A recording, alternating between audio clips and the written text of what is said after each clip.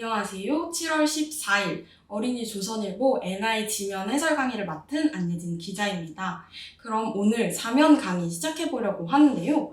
먼저 강의 시작하기 전에 한번 영상을 하나 짧게 보고 가려고 합니다. He's had success, the Le Mans 24 hours, but he must have thought this day would never come. 네, 방금 수많은 동료들의 품에서 축하를 받고 있고 마지막에 신나는 표정으로 나오는 한 선수를 보셨나요? 오늘은 바로 이 선수에 대한 이야기를 기사에서 함께 나눠보려고 합니다. 그럼 기사 함께 읽어보겠습니다.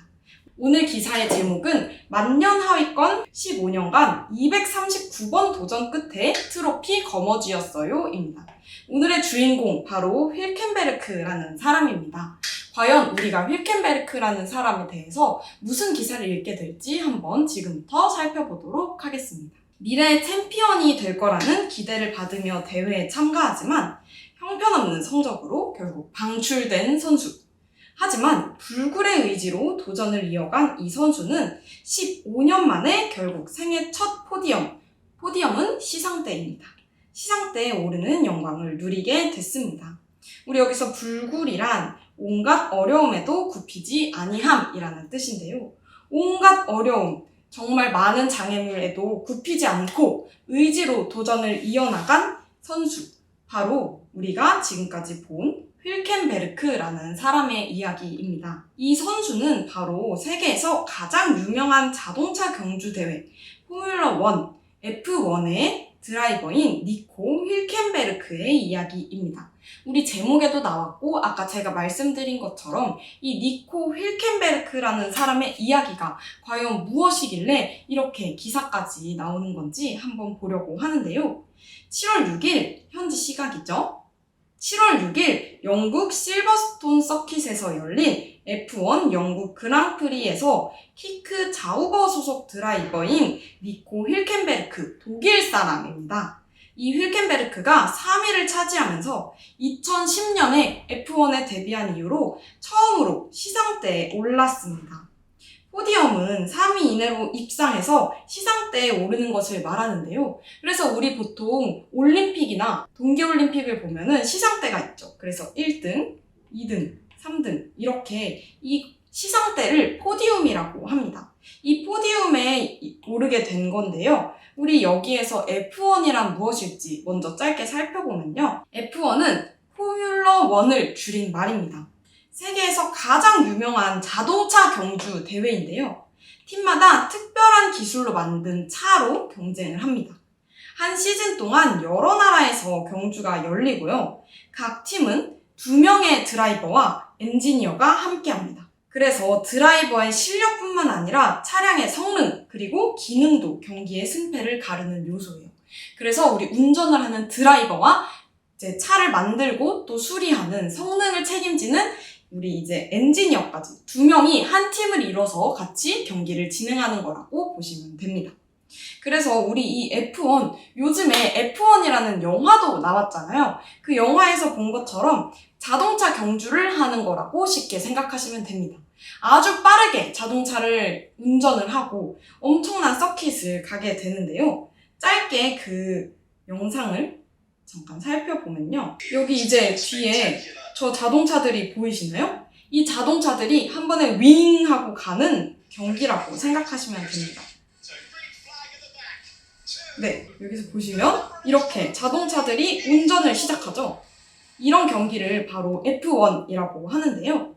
이번에 영국에서 열린 그랑프리는 휜켄베르크가 2010년에 F1에 데뷔한 이후로 무려 239번째로 참가한 레이스였습니다. 휜켄베르크는 각종 레이싱 대회를 제패하면서 만 22세에 F1에 데뷔한 유망주였어요. 역대 최고 선수가 될 수도 있다는 평가까지 받았죠. 그런데 그는 수년간 하위권을 벗어나지 못했고 2021년부터는 2년 동안이나 어느 팀에도 소속되지 않은 후보 드라이버가 되기도 했습니다. F1의 우승 경쟁은 전 세계에 단 20명뿐인 드라이버의 역량도 중요하지만요. 차량의 성능도 무시하지 못합니다. 이 역량이란 바로 어떤 일을 해낼 힘이에요. 그래서 이제 드라이버, 차를 운전하는 것을 해낼 힘도 중요하지만 차량의 성능도 무시하지 못하는 건데요. 상위권 팀일수록 막강한 경제력과 기술력을 앞세워서 차량 성능을 높여야 하고요.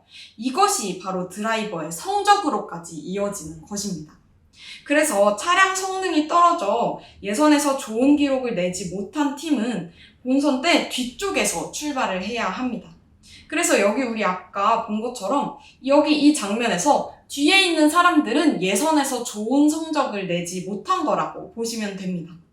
그래서 상위권으로 올라가기가 더 힘든 건데요. 앞에서 출발하면 당연히 빨리 출발할 수 있으니까 더 쉽게 상위권에 도달할 수 있겠죠?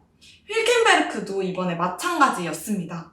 휜켄베르크는 예선 성적 20명 중에서 19위, 그래서 제일 뒷줄에서 본선 레이스를 시작했어요.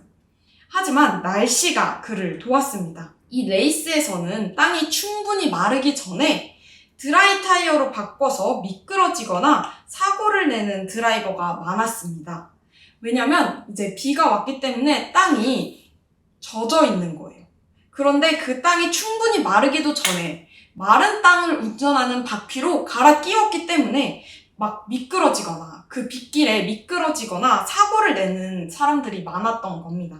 이런 혼란 속에서 휜켄베르크가 영리한 타이어 교체 전략으로 출발 때 19위였던 순위를 3위까지 끌어올리는 기적 같은 결과를 만들어냈습니다.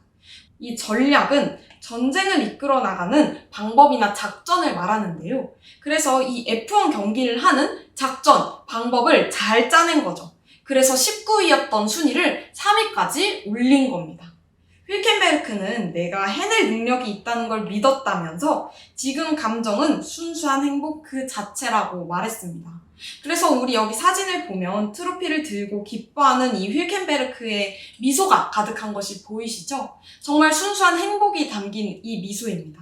그리고 여기 나온 이 차가 바로 휜켄베르크가 운전한 차인데요. 이 차량에 있는 바퀴, 타이어가 바로 빗길용 타이어였습니다. 그래서 미끄러지지 않고 사고도 나지 않고 영리한 전략으로 3위까지 올라갈 수 있었던 거죠.